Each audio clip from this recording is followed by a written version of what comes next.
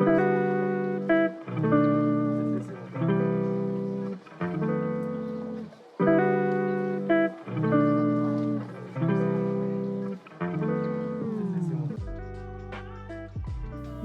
back to the Floyd Memorial Library podcast, where you'll find information on what's going on the North Fork of Long Island.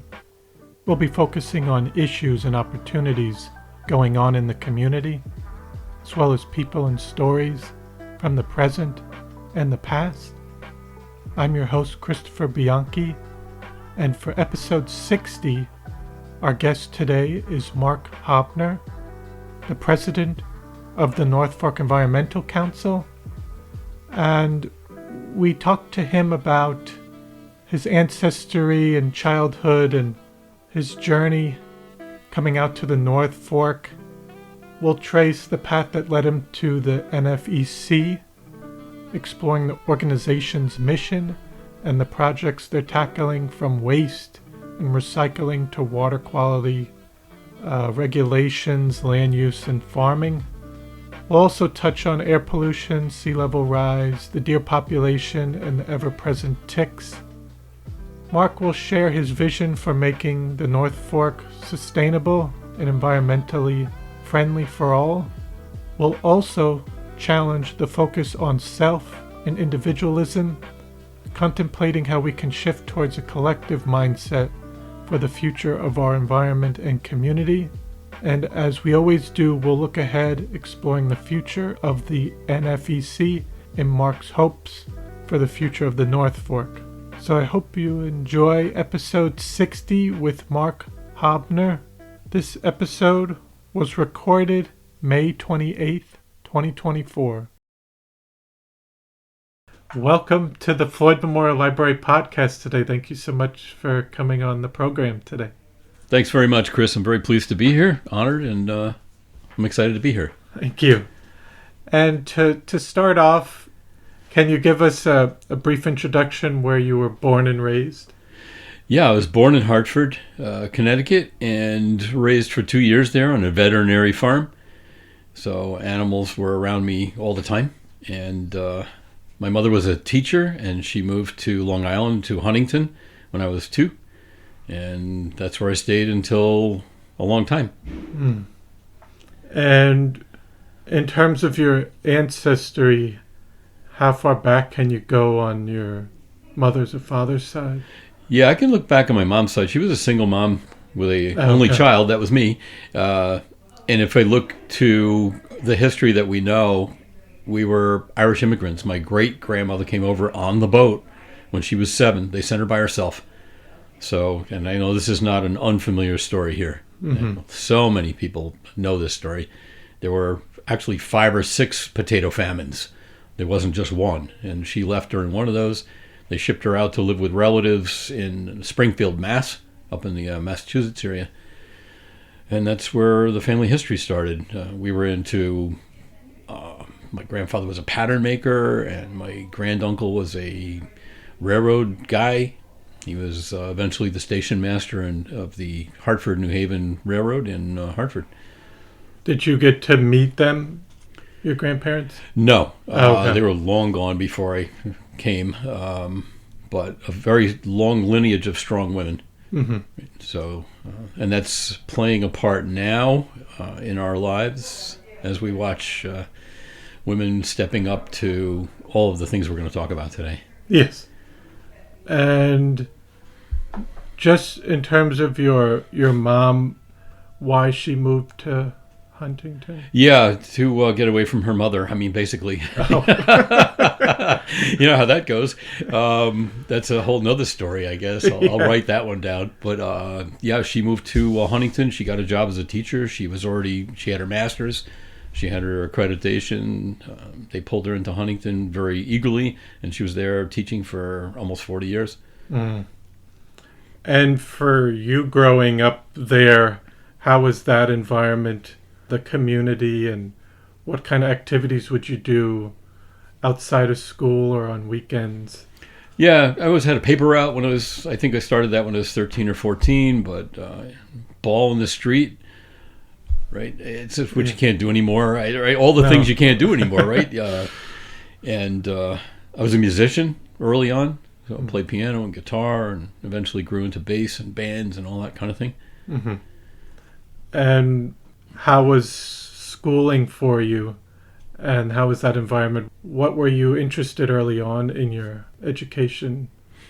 Yeah, general studies. I was always interested in general things. I was not horribly good in science and math. And by the time I got to high school, and I'd wanted, because of my long-term experience with animals, I wanted to be a veterinarian. And my high school counselor, I won't mention his name, told me that was a great idea and I should go to Colorado State to be a veterinarian with my C in science and my C in math. It wasn't a good steer. So I got to Colorado State and got a D in Biology 101, and I thought maybe I should reassess my goals, which I did. And I wound up with a philosophy degree 4 years later. Actually, it was 6 years later. I worked in between. I worked construction and then went to school, worked construction, went to school, worked in off-campus restaurants during my time there. So I was always working. Working was a big part of my life. And then did you make your way back to Long Island? Yeah, eventually, yeah. By 1980, I came back to be a musician. And that's what I did for the next, I guess, about 8 years. Oh. Full-time gigging and singing. And what type of music was it? we did everything from rock to wine and cheese places. What's a wine and cheese place, right? Yeah, okay. Yeah, so we did all that. And actually, I was in a band at that point, and my friend Freddie wasn't even old enough to go to the clubs, and we're still playing together all these years later. So it's a lifetime. Wonderful. And I guess we're probably jumping a bit here, but when was the first time you came to the North Fork? This goes back a ways. My mom had, we were enthusiasts with bicycles at some point, and I remember we took our bikes from, where did we get off the train? Put the bikes on the train and then pedaled out to Montauk. So that was really the beginning of the East End. The North Fork, not so much, but she was an artist and into sculpture and painting and that. And she had gotten her feet into, on her retirement, gotten into the art community on the North Fork. She wasn't interested in the South Fork. She was interested in the North Fork. So she bought a home out here when she retired in 85. And I didn't get it. I just didn't. And my wife's from Brooklyn, so she really didn't get it. But after a while, we were out here all the time, visiting on weekends and hanging out and that. And then it just grew on us. And then when she died, she left us the house. And I told my wife, I said, we have an opportunity to move out here. And my daughter was pretty much for it. She'd been working in pizza places and that. She was going to go to Suffolk Community College. So that was okay. That worked for her. So that's when we moved out here. And now my wife says, I go out on Friday morning at 10 o'clock. We get all our groceries, and I don't go out again until Monday morning. So it's kind of a haven. Right? Yeah. It's a safe place. It's a haven. Yes. Yeah. And obviously your mom was out here, but what were your initial thoughts, and how did that develop to what attracted you to the area later? Space. In Huntington, we were in a house that was like everybody else, an attract house, right? 60 by 100 feet, not even an eighth of an acre, and we got a chance to spread out, and the neighbors were far enough not to look at. I enjoyed that, and it was really amazing is watching my daughter's friends come out from Nassau County all the way out in Nassau County, and they'd step out into the backyard at night and just look up and go, wow, because they'd never seen the stars. So, really appreciate that. We've got a dark sky laws on the books for both Riverhead and Southold, and people don't always get it. The whole planet was dark for billions of years, right? And then we came along and lit up the skies, and there's a lot of impacts that go with that. The loss of insect life because of that, or because of birds being confused. And it sounds funny when you say that, right? When the bees live on direction. They do little dances and tell each other where the food is. And when you turn the lights on, it really just messes up their radar, really, all of them. The moths, the bees, the birds. So, people laugh at us, I know, for, oh, yeah, you want a dark sky. We're going to turn off my lights or the bees are going to be confused. Yeah, that's right. So you moved out here. When did you get involved with the North Fork Environmental Council? Yeah, it had to be last of the 90s, I guess. My mother had a friend who was an artist out here forever, and she showed in the city a lot, CC Bookout. And her husband was working on the computers over at NFEC, and he said, oh, you want to hang out at NFEC one day? I said, wow, this looks like a boring office. Little did I know, they had 12 people at that point. I think in 2000 they had an executive director, and they had grant writers, and the place was packed with people. But I wasn't that kind of an environmentalist at that point. I'd done a lot of hiking around the country and in Germany and Hawaii, and I'd done a lot of hiking, so I knew to take care as a steward of the places that I went, but not to know any more than that, legislative or policy or anything. I really didn't know anything in 2000. And when you joined, what were some of the main issues that they were focusing on in the early 2000s? Well, all of it at that point was open space and habitat and development, which we're still doing. Nothing's changed.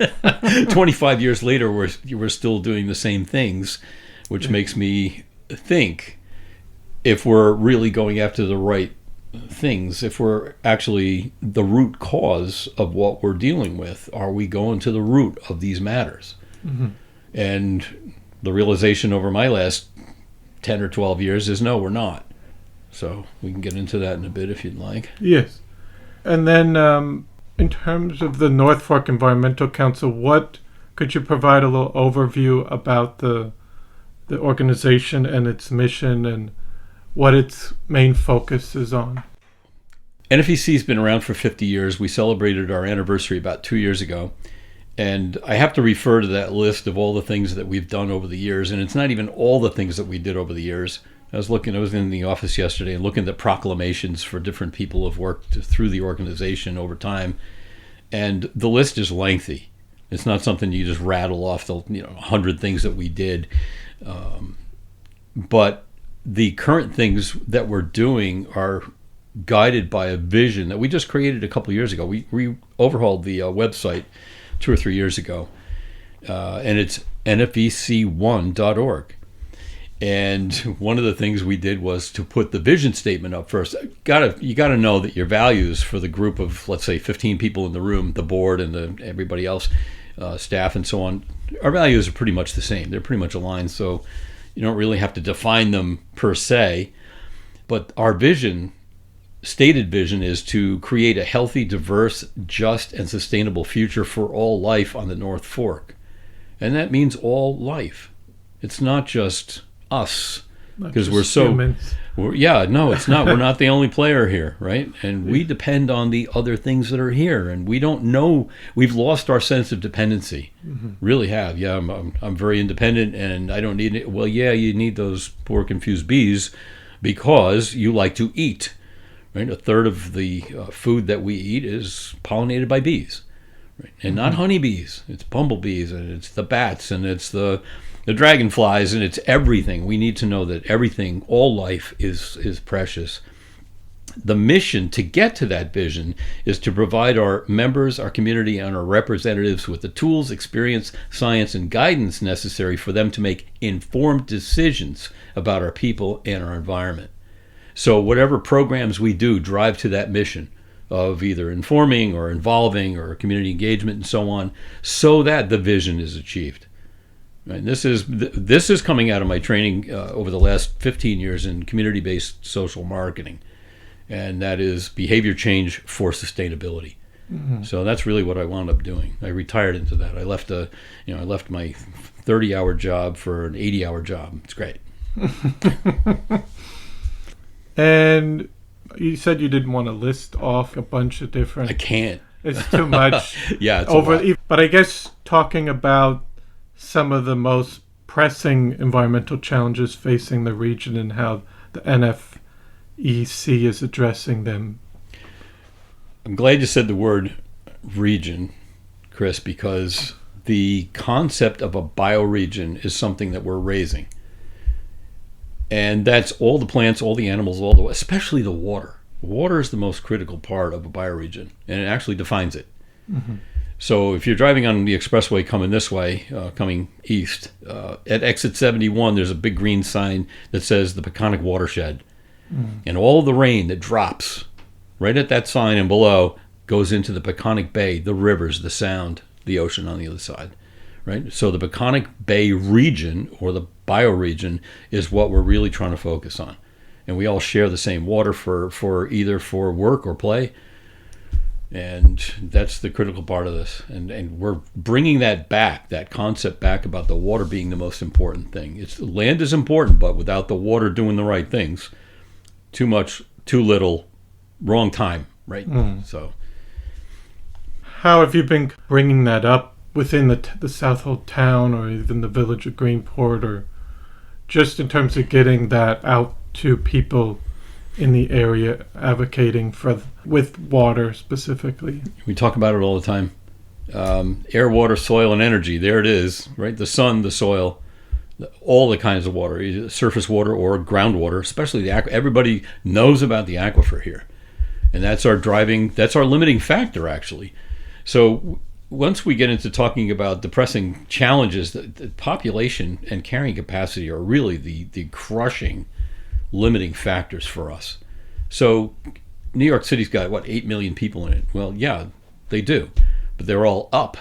Could we carry 8 million people out here? No, probably not. It would sink, right? We'd have we can't do that. But the idea is that could we go in Riverhead from 40 to 60,000 people? Well, yeah, of course. Yeah, just build up. Yeah, put apartments all over the place. Yeah, we could. But what's the limiting factor? Never mind the quality of life. We can't even talk about that yet. But the idea just resources, limited resources. Yeah, water is the limiting resource. That's correct. And waste. I mean, if something comes in, something got to go out. That's the way the world works. Mm-hmm. It's a circular system. Do we need more toilets? Do we need more trash? What we do need is recirculating toilets, gray water systems, and we're working on actually that. Glynis Berry's been on the show, and she's one of my good friends. Yes. She's really smart, and she's an architect and a thinker and all the rest. She gets systems. And when you start looking at the way the water works here, we've got a nitrogen problem. Well, why do you have a nitrogen problem? Well, because we pee in the sand, basically. We put our cesspools out in the backyard or the front yard, and that's where they are. That's the way my grandfather did it. So it's a new time. And we're noticing that the cumulative effects or the cumulative impacts of everything that we're doing are starting to catch up with us. So the idea of here's another cool concept, leapfrogging. So you remember the incandescent bulbs, right? You couldn't take a bulb out of the ceiling if it was on for a half hour because it would burn you. There's so much lost heat. So somebody said, "Oh, let's make the curly bulbs, the compact fluorescent lights, CFLs, right?" So, that was a wonderful idea, and they legislated it. Right? They said you can't sell incandescent bulbs anymore. Okay, so now we got all these CFLs out there, and then a minute later, LEDs showed up, right? Light emitting diodes, right? 1/10 of the energy of an incandescent. So we went from 100%, let's say 100 at the scale of an incandescent bulb. We went down, we dropped 40% in energy to go to the CFLs, right? And we dropped another down to 10% with the LEDs. But meanwhile, we legislated all these curly bulbs full of mercury. Yeah. And nobody I know is wrapping them in wet newspaper and then taking them to Lowe's and putting them into the blue recycle bin for CFLs. We're not. We're just not. It's too hard. Nobody thought through it. So this is the part of community-based social marketing, and it has to do with policy all the time, is what are the impacts of what your decisions are? What is coming down the road? Thinking further out, the longer horizon. So CFLs, is it a good idea? Yeah, let's work with that for a while, but don't legislate it, right? Technology. If you were going to buy a computer, a laptop, and you call me 3 months from now and say, okay, I'm ready to buy that laptop right now, that model is so far gone, it's not even funny, right? It was replaced 5 seconds after you walked out of the store. Yes. So technology, we can't predict technology.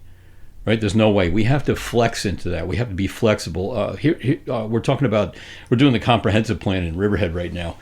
One of the concepts, of course, is land-based wind energy. And everybody says, well, I don't want a turbine with 150-foot blades, whirring around near my neighborhood. Well, technology has come where they're only 68 feet high, and they look like vertical pinwheels. So they don't look like fan blades. They look like something different. They're something else. Battery energy. Here's another one, the storage. Battery energy storage, BESS. Same situation. We're talking about the lithium, and it's going to set itself on fire, and the guy wants to put it between the trucks at the post office and the mobile home on the other side. This is one of the plans for Riverhead. And if there's a fire, but now all of a sudden, we've been talking about this for 2 years. All of a sudden, the salt-based batteries are coming out. So we can't predict how that's going to go. We could do the best we can at the time, but I would never buy 10 of anything, right? I wouldn't buy 10 windmills because they're going to come out with something very different in the next 5 or 10 years. So cautious and not on the bandwagon kind of things. And then also people might bring up, say with the wind turbines, how that interacts with other animals on the North Fork and with birds and its effect on sea life. And then even with, say, electric cars, people talk about the batteries and how long does that take for the lithium-ion battery you can't recycle that. Or there's parts that are positive, but then how do you balance out some of the other things with some of the new electronic technological products? This brings in, good question, Chris. What this brings in is the extended producer responsibility. Don't make something that I have to pay to get rid of. And our recycling system is exactly like that. I'm not going to pick on Coca-Cola, but it's an easy one. Pepsi makes all these plastic bottles. Nestle and the water people, the Poland Spring, which is not from Maine. It's from Nestle. Yeah, it's all from New Jersey, right? So, but the idea that they make these bottles and say, well, you can bring them back for a nickel. Yeah, but who's doing that? About 15 or maybe even 15% of our population's doing that. So what about the other 85%? Well, I put them in the blue bin because I'm not going to the grocery store for a nickel, right? I might go for a dime. That may change. That we haven't changed that nickel thing in, 40 years, 50, right? Nobody got a raise on that. The canners didn't get a raise. So if we doubled that money, we've got bills up in Albany right now that are talking about exactly that. Let's get a dime on the nickel things, raise that to a dime, and then get your wine and liquor bottles up to a quarter or 50 cents. Now a greater incentive for That's correct. People. That's correct. Right. But now as it stands, I fill my blue bin. Well, where does it go? It goes over to Brookhaven, right? And they crush it all and they grind it all and they separate it all and then they sell it and keep the money. But I had to pay for the blue bin. I had to pay for the guy to pick it up, right? My garbage collection. When the garbage guy gets to Brookhaven, he goes across the scale and sends our engineering department the scale ticket to pay. Riverhead's at $150,000 a month just for scale tickets. That's $1.8 million a year. There's systemic problem, right? So this is what we're involved with. The circular economy would require that the Nestle people, whoever, you're going to take these bottles back. Right, and that's the electronics, especially the electronics, right? The laptops and all that. Who's going to the e-waste bin? Anybody? I do, right? Every 6 months, I fill a garbage can full of laptops from people, and I bring them back, right? But I still see flat screen TVs on the side of the road. We're not keeping the items as much because they only last maybe 2 or 3 years. So we're going through more cell phones, TVs, computers, because they get so outdated within a short time. Right. So that's another problem. We in the United States, we discard, and I didn't say recycle, we discard 11 million cell phones a month. And we were at Target, and they've got a set of barrels by the end of the cash registers over in Riverhead. And one of them is e-waste, electronic, but they only take MP3 players, whatever those are, MP3 players, right? And cell phones and something else. And I looked at, so this one day I go in and I said to one of the people up front, I said, where does this stuff go? And she goes, oh, it goes to the back. So, okay, we're getting there. So apparently, I'm guessing, I didn't follow through because I didn't need to, but they take their e-waste, truck picks it up, and they bring it somewhere. Right, but that's a social conscience.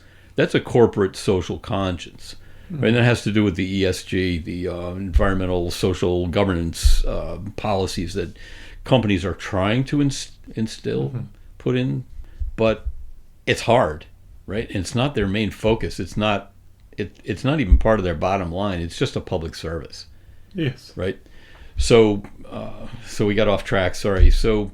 The curly bulb thing, the leapfrog concept, back to that again, is the idea that we should be going from cesspool not to IA systems, right? The integrated, innovative, alternative wastewater treatment systems, the IAWTTS. We should not be going to those as a rush, just like we did to the CFLs, the compact fluorescent lights, but leapfrog over that into gray water reuse, composting toilets, urine separation, and this is what Glynis and I are working on. We want to start putting up. There are a couple of places on Long Island, Suffolk County, that have done this already. Government, county government. So I think we've got a pretty good shot at making that happen if we can get a couple of demonstration places out. Pilot programs, right? I'm heavy into pilot programs. That's what I write, is pilot programs. Yes. The joke in this field, the social field, is if the pilot can't fly, we don't do the program, and that's it, right? So we did the same thing with the food scrap collection. A few of us from the Drawdown crew back in 2019. Back in 2019, the words, right? 5 years ago. Getting the food scrap thing pilot out there, we learned a lot. But we worked with government, we worked with the municipality, with Jim Bunchuk. Has he been on the show? No, he's been somewhere else. I saw his name somewhere else. They interviewed him. Extremely smart and extremely helpful. Anything that we needed, there were parameters. There's always parameters in town, but we met them all, and we learned what we could and couldn't do. And that's what the pilot does. So right now, we're working on a couple of other kinds of food waste. It's not waste, they're resources. The language has to change, right? It's not food waste, it's food scraps that can be used for compost. So that's the big thrust out here. But to get a pilot program that discusses all these and gets everybody's heads together and actually works. So we've got models. We went up to Scarsdale twice, and they've got a whole thing up there. Food scraps and oil recovery and eyeglasses and corks and books and furniture and take it or leave it. So we've got a lot of samples out there. People that are working, what worked, what didn't, and why. We've got all that. So we don't have to rewrite all this. But bringing it into town, that's what we're doing right now. So Nick Krupski is our new solid waste manager over at the transfer station. It's not the dump, it's the transfer station. Is that in Cutcha? Yes. Oh, okay. Yes. Right. So, so bringing these ideas up, Chris, is again changing the language and changing the framing and bringing new concepts out that work for everybody. And has it been a challenge getting some of them implemented, and with some pushback in terms of, obviously some things require an extra step, but it helps in the long term for a sustainable future, and also people's lifestyle choices, and it's kind of a balance.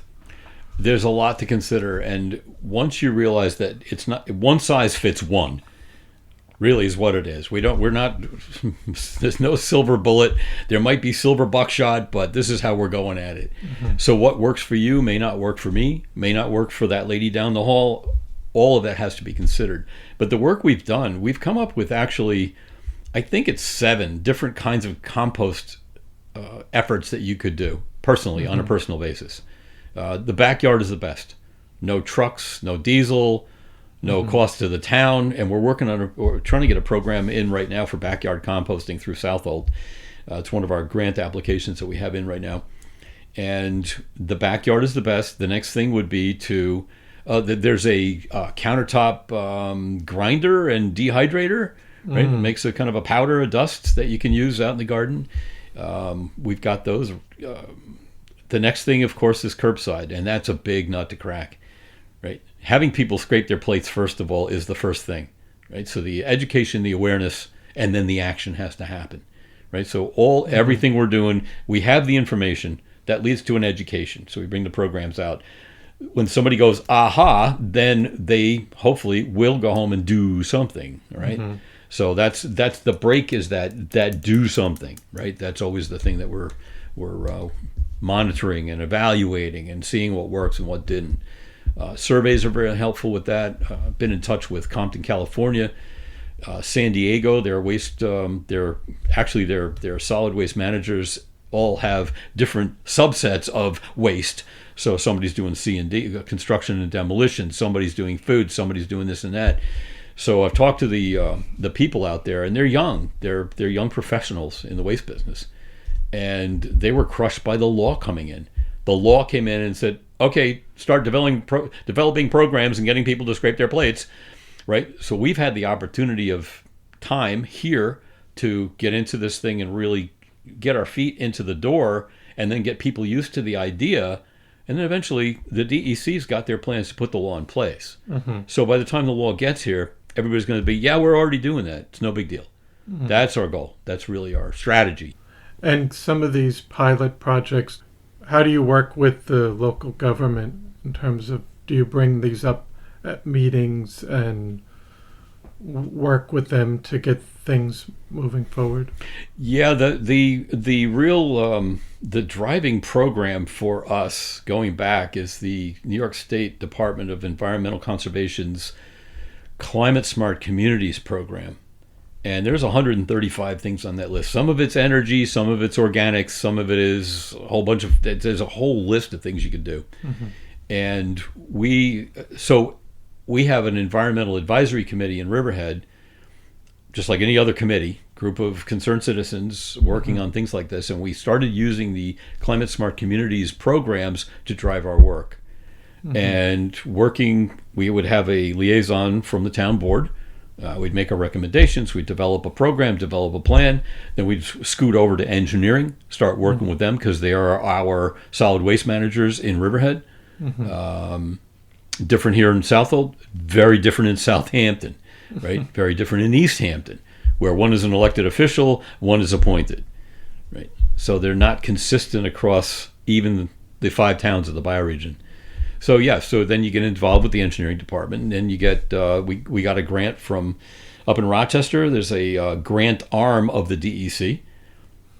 Rochester Institute of Technology collects all the data and manages all that and crunches the numbers.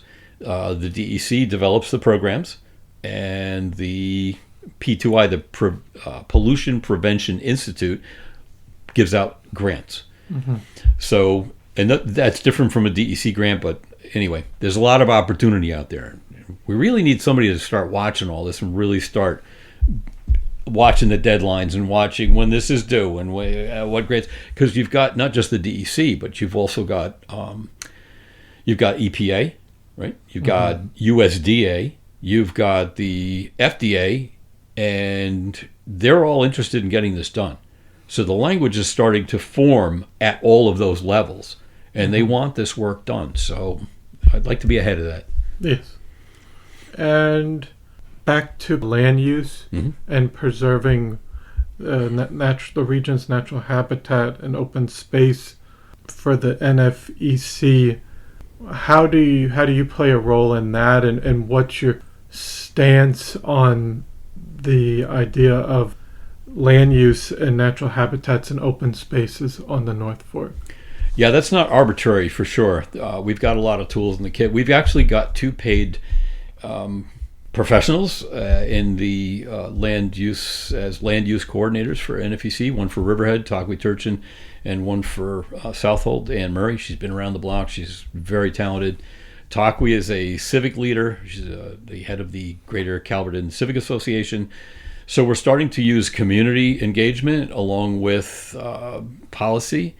We know that we've got to use SECRA, which is the State Environmental Quality Review Act. We've got to make sure that SECRA is followed.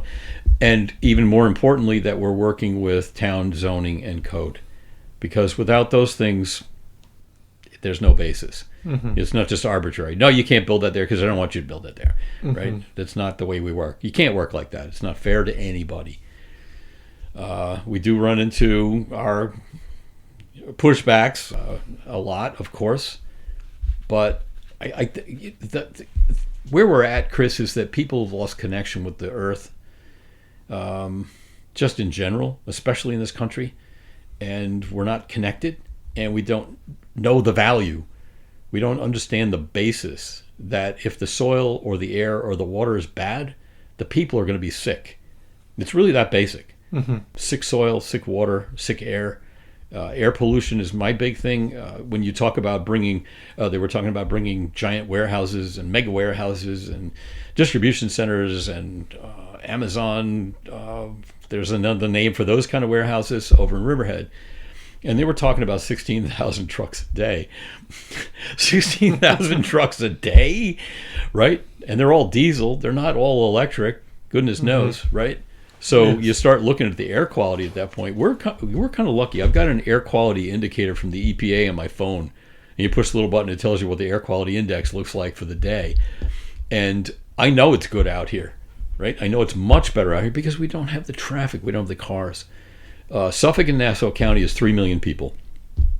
And we've got, I want to say there's 2 million cars in those two counties, right? You got to figure, right? So what's the air quality going to look like? The more cars you have, the worse the air is. So at this point, Suffolk County is what's called a non-attainment district. So we never have clean air in Suffolk County on an average. But the further out here you get, and this is where the protection comes in, and the awareness. Like, yeah, 16,000 trucks, you're not going to be able to breathe. Or you look at some of these places where all these kids have got asthma. Older people got COPD. It all impacts. And if your air is not clean, your people are sick and they're not productive. They miss school. They miss work. They go to the hospital. They go to doctors, right? They lose out on family time. So we need to be looking at things from the bottom up. So the basis is our air, water, and land. And the next thing is the people. And if the people are healthy, so is the economy going to be healthy. It's not the other way around. So this is where we're trying to shift that view. If you prioritize the land and the environment first, that's going to have a positive effect on the people instead of prioritizing all these other so-called conveniences that would actually be more hazardous to the environment. And even, say, just in terms of traffic on the North Fork, we have seen some change with more the tourist season starting earlier, but I've talked with a lot of people about even the Long Island Railroad and just that would be nice to have that be electric and have more people use that and possibly even have a commuter type thing between Greenport and Riverhead. But that might be a long-term project. But in terms of just having people use trains more and less car-centric. Yeah, we talk about this all the time. I mean, the whole idea of getting people out of their cars. So one of the discussions we have, well, everybody should have an electric car. Okay, let's look at that for a second. There are 300 million cars in America. We got 325 million people about, give or take 5 or 6, and we've got 300 million cars. Our entire economy, our mindset, right? Our worldview is pretty much run around individualism and the car, right? So our society is based on that concept. So nobody's looking at, well, how are you possibly going to find enough lithium and cobalt to put 300 million cars in as a replacement? Right? That's starting to dawn on people, not us, but on people of working with policy, people working with economics, the real economists. Yes. Right. And how long would it take? Generally, a new technology takes 30 years to be mainstream. Look at the pager and the flip phone to the cell phone to where we are now. That's been about almost 30 years. That's what it takes. So if you're going to tell me that all the cars are going to be electric, I'll have to check back with you in about 20 years because we just started. Really, we just started. And they're not cheap. They're not accessible to everybody. It's not reasonable. The heat pump's the same discussion. Yeah, we need a heat pump in my house. Yeah, to reduce the amount of oil I'm burning. Well, yeah, but it's $15,000. I'm not sure everybody's got that kind of money, right? I'm blessed with it. We did it because we had to, but by the same token, unless you... So there are programs out there, and we're talking about doing this for eligible people, getting a heat pump program. They're doing it in Southampton right now. They ran all the numbers. They got the grants. They're doing retrofits, and people sign up. But again, another pilot program, right, that they're doing for energy. Southampton is very energy driven, and we on the North Fork are, I would say, more organics driven, right? So there's if you look at our circular economy, the organics are the food, the plants, the trees, right, and how they play together, how that circle works. And then the other is technological. So you got two kinds of materials, if you will, organic material and technological. So some people are more concerned with dealing with the technological side of this thing, but I think because of our farming ethos, including fishing and farming, we've got a better shot. It makes more sense for this part of the bioregion to be working with the organic cycle. And in terms of water quality, you mentioned that the water quality is, well, I think, would you say the water quality is better out here compared to as you go further west along the island? Yeah, definitely. Yeah, if you look at the red zones between here and Queens, it's obvious, right? But it's still not acceptable. Yeah. Right? What we've got here is still a problem. Between the farm runoff, and I know we're going to catch flack for that, but farm runoff chemicals, residential, we have more control over, certainly, or more impact for our programs. We've had an organic, NFEC's had an organic landscape and lawn care program out for about 10 years now. But again, it's 30 people at a time, right? Which is nice. It's the same 30 people. So we need to get out and start collaborating. And I picked this up from Joyce Novak over at Peconic Estuary Partnership. And it used to be the Peconic Estuary program. And they rebranded back about 4 or 5 years ago. And I paid attention because these are they're very good at what they do. And they called it the partnership. And then what we're developing now is and somebody said it from Cornell and from Group for the East End, they said we're competing for the same volunteers. We're competing for the same money. We're competing for the same donors. We're competing against each other all the time. And that doesn't make any sense. So what we're trying to do with NFEC is find a position that will support other organizations by doing something that they're not doing, right? So that's what we've been doing. There's one of the things we picked up that nobody really wanted to do for whatever reason, because it's not their business focus, was the repair cafe. And what that is to make things last longer, so we throw less in the trash. Really, that's the basics of it. But what it turned out to be, that when people came here for the repair cafe a couple of weeks ago, and this is the third one that Greenport Library's had, the Floyd Memorial has had.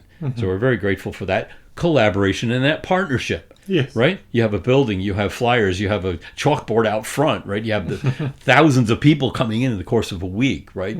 And these are the people we're trying to attract. So what we found was that people just didn't want something fixed. They wanted a memory re-provided to them or renewed. And I'm wearing a piece of jewelry now that I got in Hawaii, 20 years ago, and the chain was broken. Right? So it sat in a drawer in my desk for all that time. And then last week or 2 weeks ago, when the repair cafe opened up, I said, I could get the chain fixed. Right? So it's a memory. And people are bringing in lamps from their grandmother, and they're bringing in stuff that mattered, things that mean something to them. And this is part of what we're trying to reintroduce, is the concept of something that's going to last a long time, right? We talked about life cycle analysis. That's what that's called. How long are things made to last? Well, in electronics, I don't want to make it last for 20 years because something new is going to come out in 3. So I'm just going to make those parts last 3 years. So that planned obsolescence it's a dirty word, but it's also a business model that we have been using for 50, 50 years easy. Yeah.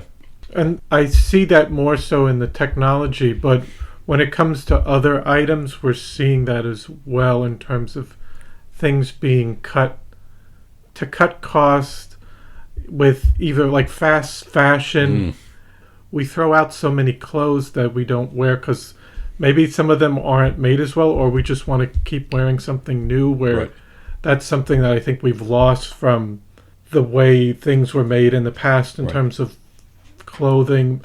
Obviously, there are still people that are working in small business areas that I think you can buy high quality stuff from, but it does come at a higher cost that you would want to invest in. But like, oh, well, I have a leather wallet that will last much longer than something that was just made quick that you can buy at Walmart. Yeah, so that the desire for novelty is a big thing, especially with, like you said, fashion, or especially with cell phones being a fashion accessory. Yes. Right? So that's part of it. So again, our values have changed over time to want new and exciting. And you go look at some of the older advertisements in the 50s. It's new, it's improved. That's how they started, right? The whole advertising industry is based on new and exciting because that's how they make their money. Yeah. But you've only got one bottom line, and that's economic. There's a concept out there called the triple bottom line, and social, environmental, and economic.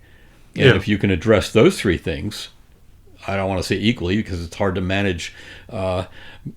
There's things called outputs and there's things called outcomes, and the outputs are measurable. They're metrics.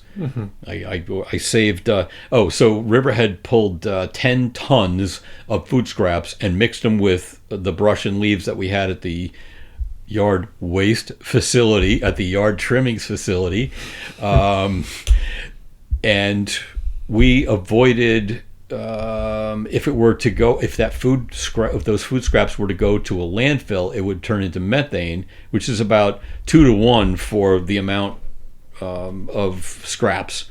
So if it was 10 tons, it would be 20 tons of methane.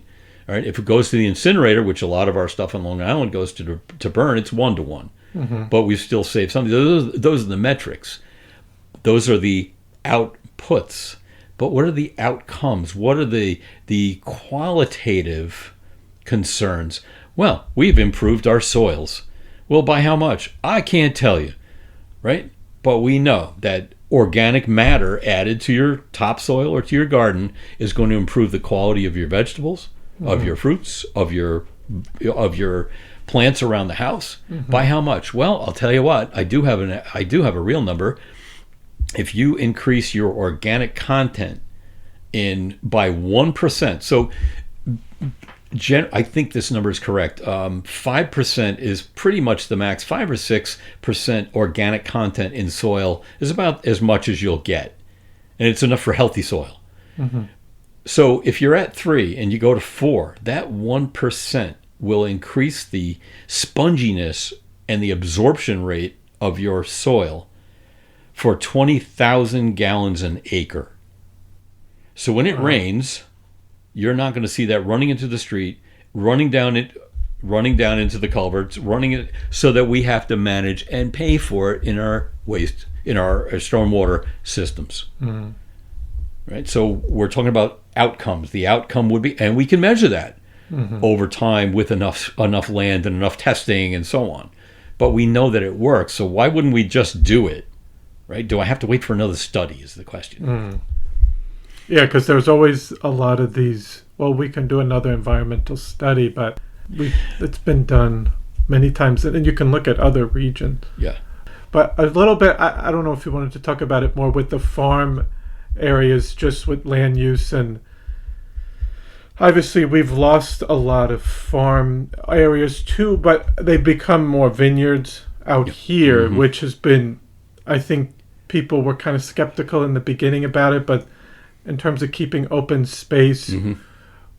But then economically, it's been, I think, somewhat of a challenge, especially with the farming, more so seeing how the vineyards have adapted to the area with tourists agrotainment. Yep. But do you think, with the way the agriculture is out here, do you think there should be more regulations for when you said like runoff?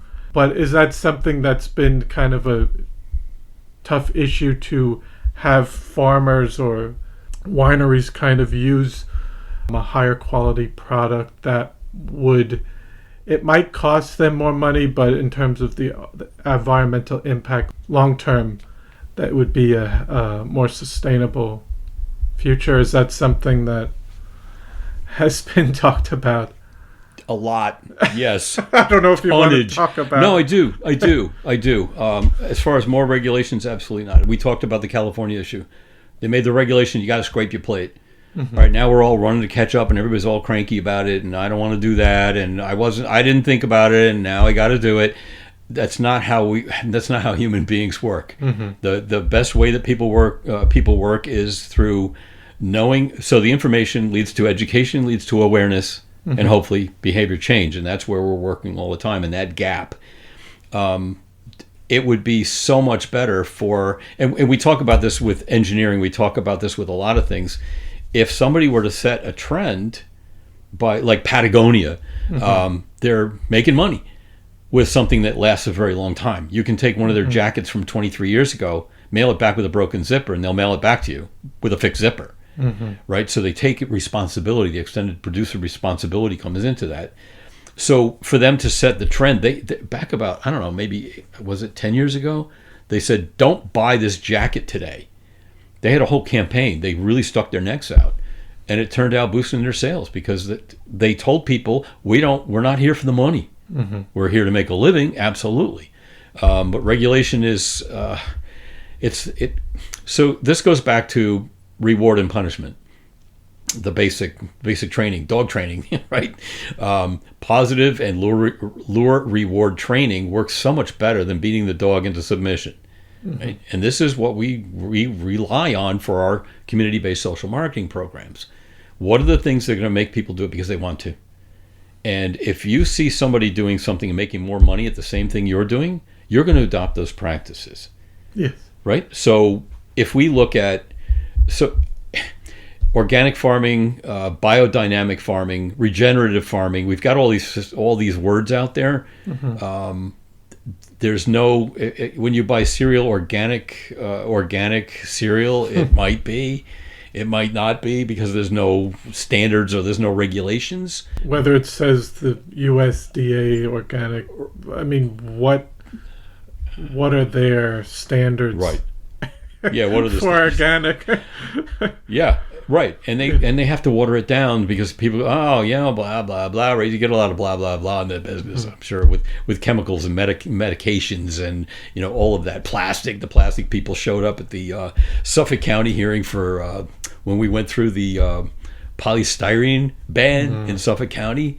Yeah, the plastic guy was there. Where is he from? Chicago, right? He showed up and talked about, well, this is burdensome on the business. Well, I got bad news, right? It's killing us. We see it on the beaches and in our bloodstreams, and our DNA is changing. We got butane in our DNA now, right? We're not seeing the full impacts of that. No. Right? We're just, we because you can't, right? Another study. Need another study. And they're knocking these chemicals down one at a time. And there's 88,000 of them, right? One at a time, really? It's going to take a while. And what about in terms of our location with sea level rise, and how is that something that the NFEC is working on? And obviously we've seen growth with housing out here and people wanting to build right on the water, and possibly more erosion. And then we are seeing, I think, even specifically in Greenport, I've seen a lot with people who have basements, a high water table now, and there's a lot of more flooding in people's basements. They're not usable anymore. So that's another thing. But I don't know, with even specifically Greenport, with still having a waterfront and a harbor, and these dock areas, you have to keep repairing them every year because of high tides and whether we get more storms, and just a lot of issues going forward that we have to deal with. But in terms of your thoughts about that. I did a class for the lifetime learning people over at Peconic Landing a while back, and there were 13 people in there. There was nobody younger than 75, and I started because they asked me to talk about sustainability and sea level rise, and I asked the question, what are you most concerned about? And 12 out of the 13 people said sea level rise.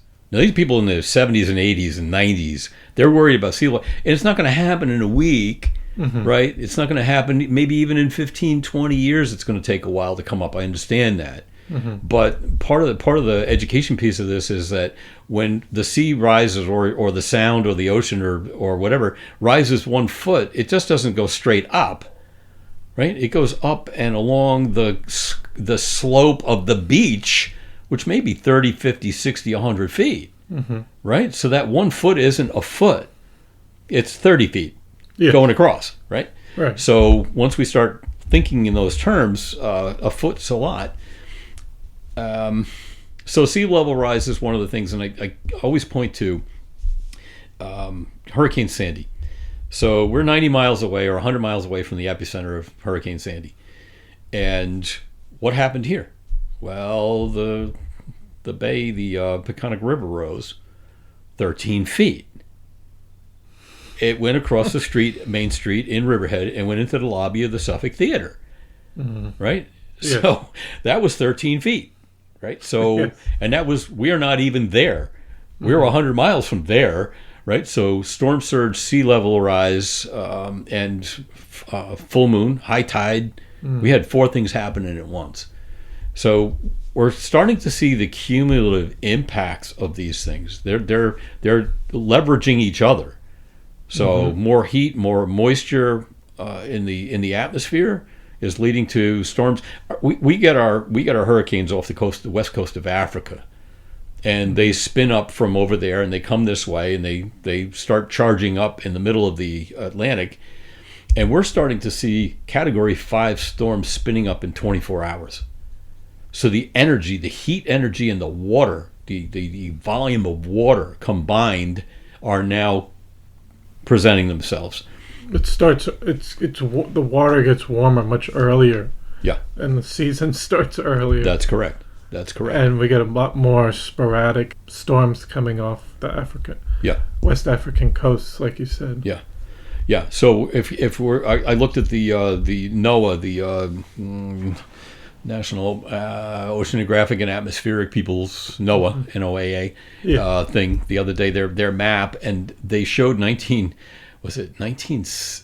wasn't even that, maybe, I want to say 1970, but it may have been 2000, and the heat map for that Hurricane Alley going across to Africa was about, if you looked at the map, it was about an inch and a half thick, and it was red, dark red. And the one for this year is, I don't know, 10 inches high. It's 10 inches of map. It's not, and it goes all the way back to Africa. So that wedge was just absolutely striking. So the amount of heat, of course, we're seeing another coral bleaching right now.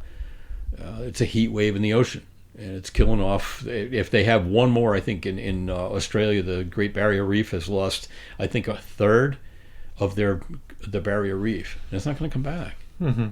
Right, so we're starting to see tipping points of points of no return, right? And one is going to lead to another, lead to another, lead to another. They don't work by themselves. Be lovely to think that, oh, okay, well, that's them over there. Well, it's not. It's all over. Yes. And I did have another question. As you talked about living together, cohabitat with other animals on the North Fork, and something that's come up a lot is the deer population, and people have had varying opinions on it, on how, and some people said there might not be a way that you actually deal with it, and then if you talk more to farmers, they might say, well, we have to fence out, and then there's not as much space, but then other people might say, well, we can go hunting. But I'm curious what your thoughts are on that. Yeah, NFEC was immersed in that work for about 18 months, 3 years ago, I guess, and worked with the Deer Committee and Justin Jobin. He's from Suffolk County. Your deer guy from Southold. Sorry, I forgot his name. Very helpful, and worked with the town and worked with the hunting association and the junior hunters, and it's a real tough nut. Talk about carrying capacity. We've got generally, we learned to speak generally about deer because in some habitats there are 50 per acre. All right, it's a round number. It could be 20, it could be 200. It depends on the foraging, and the upstate is more than here, and so on. So you can't say. But if we have, and we can't even count them, we can't even talk about metrics. You can only say there might be about 2,500 where there should be only 50, right? Yes. Or 500. Sorry, 500. So 50 per acre is 3 or 4 times that. So we went through the whole thing. We relied heavily on the DEC, came out with a white-tailed deer study. It's a 10-year study that they do and revise. And there were things in the back in appendix, in section 8, the 12 or 15 things that they would recommend to solve this problem. Now, you got to know, if the DEC is coming out with recommendations, they're not a regulatory body. They're an enforcement body. So you have to go through Albany, right, your legislature, to get laws changed so that they can enforce them. But they'd seen so much of this that their recommendations were that we spotlight, that we shoot from the street, that we put feeding stations and use nets, whatever, right? So because we've tried a lot, and I know in New Suffolk, very active. There's some very, very good people in this area who knew this thing for years. And I can't give you all their names right now, but John Rassler being one of them. But they've tried 4-poster, they've tried chemical, they've tried neutering, and the expense of all this is just mind-boggling. So eventually we got down to, we had a press conference, and Al was there, and Jody Giglio, and who was in charge at the time, Anthony Palumbo. We were at the park up here. I forgot the name of the park too.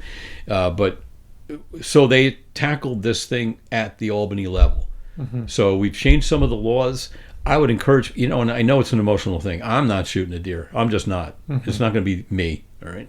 But there are people out there who want to do it, who like to do it, who love to do it. And those are the people we need out there. Right, to bring this herd down. Now, it's very emotional. It's a very emotional subject. Yes. Right? But again, definitely, we've knocked the balance out, Chris. This is it. Everything's out of balance. Right? Too many deer because what? Well, there's no wolves. We have no wolves here. So, or we don't have enough hunters. If we were talking about 10,000 years ago, we had hunters. Well, we didn't have any deer either, but right? So the balance is so knocked out. And we're feeding them, right, with our hostas and our whatevers, right? All the things that we, again, going back to what belongs here, the native vegetation has been taken out because it looks better if I put a whatever in there, or a flowering tree or a tulip tree or whatever have you, and not looking at their function. So oaks, elms, and maples, they provide food for hundreds of kinds of insects and animals and birds. Hundreds, 400 something, right? And we look at them, and they've got some chew marks on the edges, and we spray them. Well, we've just killed off the food for the birds, really, is what we're doing. We're killing off bird food. So, and we're not seeing the impacts. Well, we are seeing the impacts of that. So, there's a lot going on there.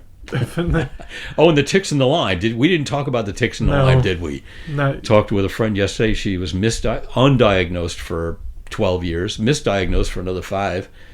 Another friend of mine, completely undiagnosed for 20 years, and she got lupus. And we know this is the cause. It was undiagnosed, underdiagnosed, misdiagnosed. And we've got 5 kinds of ticks now, not just 3. This is exciting, right? And that wasn't...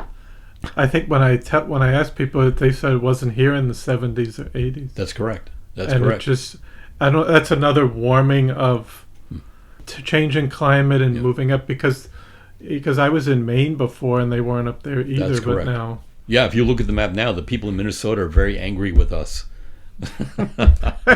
keep it down south. Why was it? Right? Well, keep your southern pine beetle. Right, your southern pine beetle is now here. If you've driven along the expressway between 67 and 69, huge just stands of just vertical firewood. That's all it is.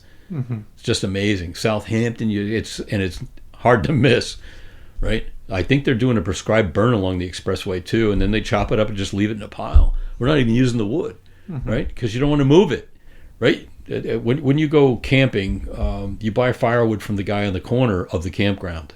You don't bring your firewood from your house, because what happens is you've got whatever disease or bugs or whatever, and you just transferred that to Maine. You just went to Maine with a new disease for them, right?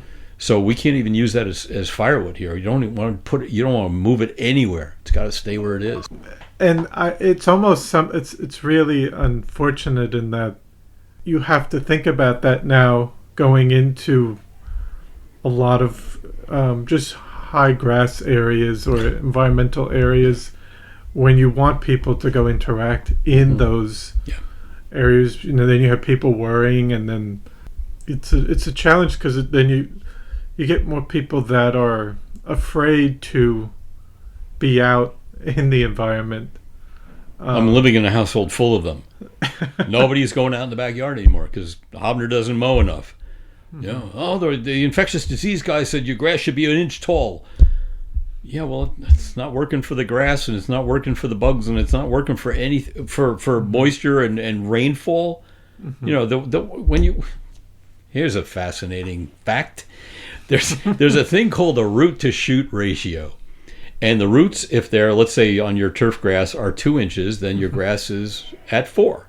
And when you cut that grass down to 2, the roots shrink to 1 because the ratio needs to be in a certain number, right? So when you cut your grass and you make it tick-free, you are also destroying the ability of the soil underneath to be alive and healthy and act as a sponge. But nobody's seeing, they're just seeing the ticks. Yes. Right? Yeah, it's a real challenge. Now, just looking to the future in terms of the NFEC, what are 3 projects that you're working on or goals you're trying to accomplish for down the line? Yeah, thanks for that. We just overhauled the website to nfec1.org to reflect that.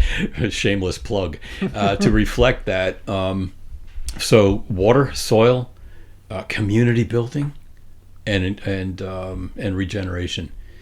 I want to get back to the fashion thing. I think we're going to have a clothing swap in a month or 2.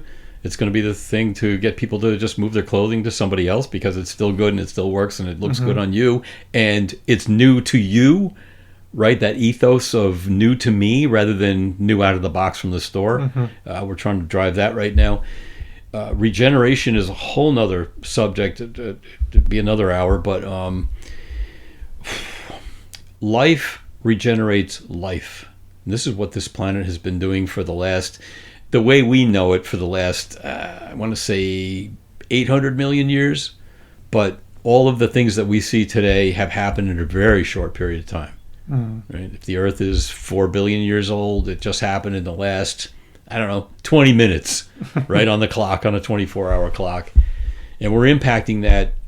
Our current 1800 to now period is, a tenth of a second before midnight, right? The time frame that we're accelerating all this and compressing everything else, it's hard to keep up. So the regeneration part of this thing, we're going to be working with Paul Hawkins' book, Regeneration, just like we did with Drawdown from 4, 5, 6 years ago. We'll be working with regeneration as a concept, as an ethos, as a paradigm going forward. It's very important that we not just stop this from happening, which is, again, we have to, because otherwise it's going to be paved over if we pave everything. I've got aerial photographs of Long Island. I've been trying to do this project for a while.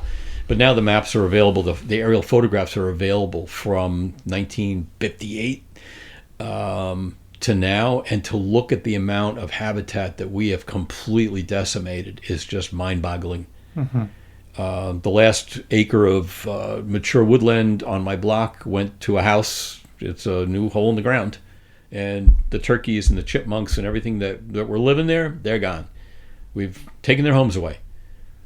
And we're not seeing the impact right away. It's just, well, it's my house, right? I want to put a house there.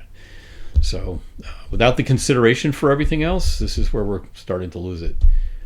So regeneration is the key to sustainability, because if you get things to work the way they're supposed to, right, then they're going to regenerate themselves as they should, whether it's a marshland or a wetland or a woodland or whatever, a grassland, let's not forget the grasslands, then they will take care of themselves and then take care of us. And even like you said, with some of the housing and a whole nother issue with affordable housing, and but I think there probably needs to be a change in the mindset in terms of looking to the future. Not everyone's going to be able to have a house, and needing to be a little bit more compact, not creating as much sprawl in a lot of throughout the country. Whether we do have a lot of land compared to other parts of the world, we should try to not create these gigantic subdivision developments and just wipe out the land, and then you have to create more resources and piping and all electricity. More cars and yeah, so it just seems like there needs to be a change in that, and the North Fork is the last spot that still hasn't. I mean, it's getting tougher and tougher with, I would say, more money coming to the North Fork now than the South Fork, with people looking here and trying to still preserve the area. But we are kind of the last place on Long Island that still has a lot of open space that I hope we don't lose.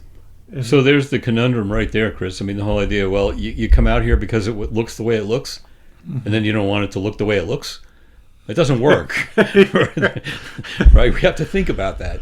Yes. So yeah, being more creative about how we live.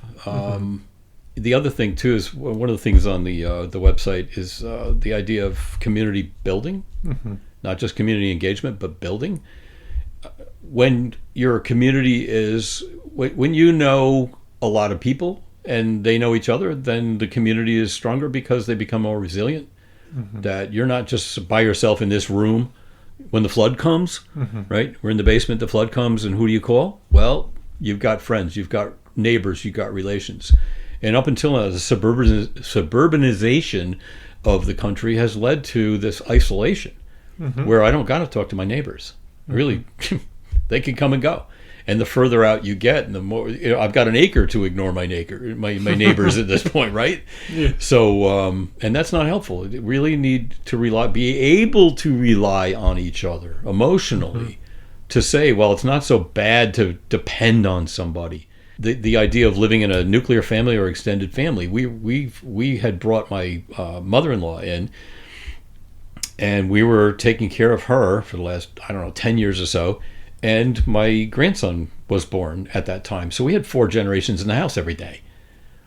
We were blessed with being able to do that, right? It's a more diverse community, right, than just having mom and dad and 2 kids, and they leave and that's the end of it, right?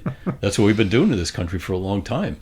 Maybe it's not the right thing to be doing, right? You think about living on the 2nd floor and having the shop downstairs, right? All of Brooklyn and Queens was built on that. Right? People came to the cobbler shop and the fishery and the fishmonger and everybody, and you lived upstairs, and grandma and grandpa and the mom and dad and the 5 kids all lived in the 2nd floor apartment. So we're talking about doing that in Riverhead so that we would be afforded that way to live again, right? So developing 2nd floor for residents and a 1st floor business. Yes. Right. So I think the diversity of the amount of people, the kind of people that are living together, but we got to learn to live together. I think that the lesson we're really, we are more, We are more polarized this year than we have been either in Vietnam during the Vietnam War period, 69 to 73 or whatever, and more polarized than during the Civil War. So that says a lot. It really says a lot about our emotional maturity, about how we manage conflict. This gets into how do you educate your kids. My grandson yesterday, we were at the NFEC, NFEC1.org office. Thank you. We were at the office yesterday, and he says, "Oh, well, Poppy, what do you do here?" I said, "Well, I work here sometimes." He said, "Well, what do you do?" I said, "Well, I'm the president." "You're the boss?" Right? The concept of boss and hierarchy and structure is already in this 5-year-old, right? Nobody's the boss of me, right? So, and I said, no. I said, we're working with a different thing, right? To drop that pyramid, that hierarchical pyramid, into doesn't have to be completely flat. It's not going to be, but more of a circle. And you talk about circular economy. You talk about circular workplaces as well. Cooperatives. Hear people complaining about their jobs all the time. It's like, oh, my boss, I hate my boss. Right? The money's no good. Blah blah blah. Well, if you guys, and I've said this to several groups of people over time, like, do you think you could take 2 of those kind of people and 3 of these kind of people and 2 of you and just start a new business with a very simple pay structure, right? Flatten that out so everybody's not grumbling about, well, he's making 40 cents an hour more than me. Are you kidding? Right? This is no way to live. So worker cooperatives are really a good model. If you look at the Mondragon bakery in Spain, it used to be just a bakery, and it was a worker cooperative. And they have 40,000 employees. They have a university on how to create a cooperative. And if I was 15 years younger, I'd be there just because it's so exciting. And all of their truck drivers and all of their wheat growers and everybody in the entire supply chain are cooperatives as well. So this is not like a crazy idea. This is something that's been tried and worked, and it shows. And then also for the North Fork Environmental Council, how can individuals get involved that might be interested in helping out on the North Fork with the environment? Just send us an email, office @ and we're very responsive. We've got a young man who's from NYU right now who offered to intern with us for the summer. That's the first time that happened, which is very cool.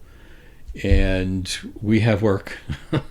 We got plenty to do. And people who want to volunteer, just tell us what you want to do.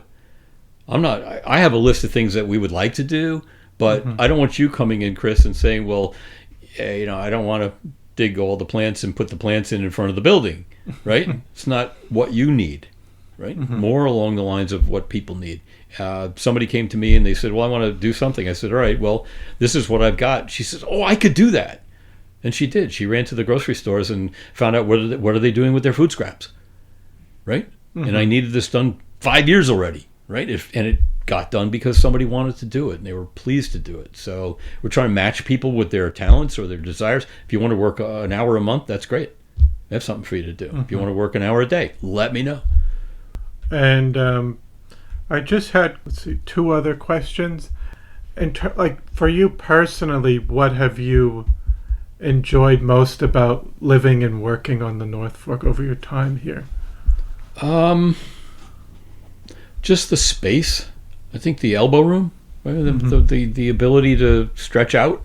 We don't go out in October, but there's no traffic. Route 58 is as bad as Jericho Turnpike and Mineola at this point, right? So seeing those changes, but being able to have an influence, really change it. We're trying to change the paradigm, Chris, really. So from a linear economy, which is just the top layer of all of this, from a take, make, use, and waste linear economy. So we've got a waste problem on Long Island. We didn't even start talking about waste yet. 7,500 tons a day in Suffolk and Nassau. 7,000 tons a day. It's crazy. Every day. right? That's amazing. Yeah, 365 days. And we went from £1.50 per person per day, residential, in 1970, and we're at £5 now. So we're not going down. We're not per household per person. 3 million people Have times more £5 waste. a day, right? And we're Yes. just increasing. It went from 4.5 to 5 over the last 2 years, right? So we're throwing more away. Why? Why? Because it's broken. It's no good. You don't like it. What is all that, right? So this is what we're trying to get into, is the psychology, the social psychology of our society the way it is right now. I love the idea that we can run our pilot programs in Southold and Riverhead because we know everybody. That's one of the most important things. So there are 4 levels of engagement. One is personal. You engage yourself personally to, I don't know, scrape your plate, whatever, change your light bulbs, and that's you. The next thing, the most impactful things that you do affect your friends and family, right? Oh, Sally got a cell phone.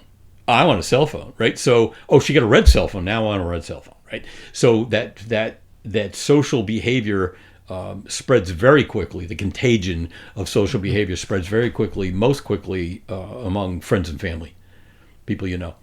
And the next one is your community. So if it's your church or your library or your whatever have you, that community, that group of people that you meet with is your next shot at having an impact, because you know everybody and they know you, and there's a trust factor, and right. And then the next one's your local government, and that's because we know Al and we know Nick and we know Drew and we know Jason, right?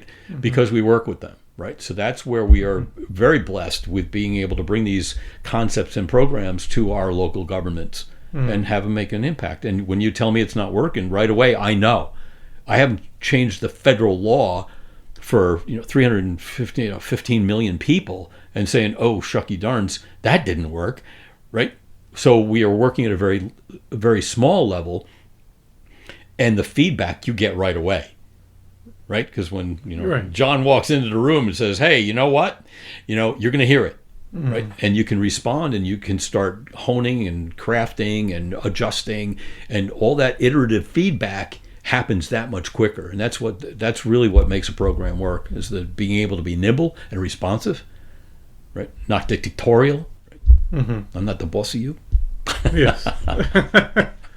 No, I mean, that's something that I think is something that has to be dealt with today in terms of how people communicate with each other. And like you said, it's a lot more divided today, and how can we understand each other's from the different perspectives and kind of work to hear each other's opinions on why they might think that way, and how we can move forward in general. And I think I've talked with a lot of elected officials, and they've said, at least on the local level, for the most part, I think most of them are on the same page in terms of they want the best for the town of Southold or the local government. Whereas it's a little bit more challenging on the state and federal level. So I hope people continue to work together, at least on the local level. You use the word listen. Listen. Yes, listen. Yes. Right, hear and listen. Not Asking just questions. be ready for. It's like, I heard one word, I'm going to respond That's correct. directly like this because I'm already. But this is my default to react. Yeah, the knee-jerk response because I'm right, and I don't. I had somebody tell me, it's like, well, I don't need to hear another opinion. I already have one.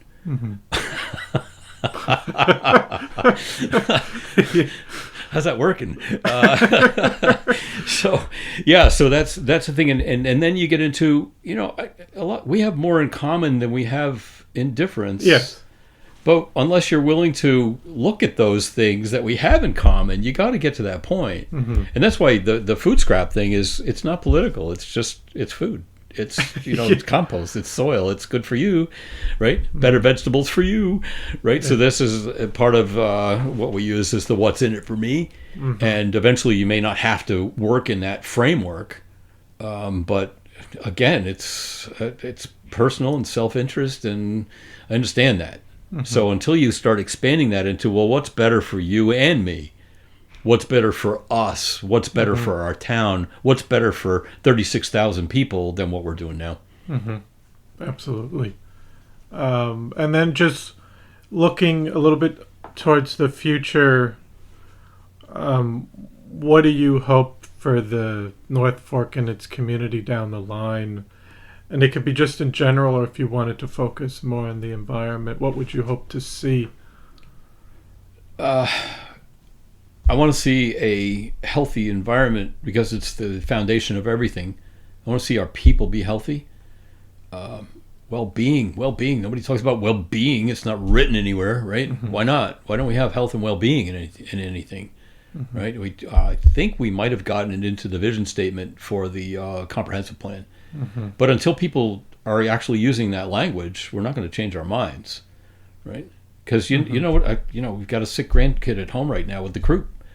It's like, well, who wants to live like that? He's going to be 50 or 100 years old and he's going to have the croup, right? So the long-term future for people really has to be part of this. What they're finding is that when you talk about what you're leaving for other people, it's the mature attitude. It's the mature adult attitude. And culturally, we're not there yet, right? We're between infancy and adolescence, I think, most of the time. Yes. It's me, and then me now. And the emotional maturity has to change, right? We've got to grow up, right? And that means putting things off for the future. It means not doing today what's better for somebody I haven't even met, right? So that's part of the issue. So until we start looking at that longer horizon, we're kind of stuck. And I usually just ask at the end if there's anything else you'd like to discuss or say that we haven't talked about. We've covered a lot of ground, Chris. I really appreciate the time. I think if you're doing a series like this, and I'll start looking for your other podcasts, I look at the names on the list, and it's pretty impressive. Yes. And this is what community is about. Right, and this is very important work that we get to talk to each other, even if it's not in the same room at the same time, and start to listen. And this is what you're offering to us. Thank you. Thank you so much. It was great to talk to you today, and it's great to see your passion for the environment and creating a sustainable future for people down the line. And thank you for coming in today. All right, thank you. Appreciate it. Well, I hope you enjoyed episode 60 with Mark Haubner. I want to thank you for listening to the Floyd Memorial Library podcast, and we'll see you next time.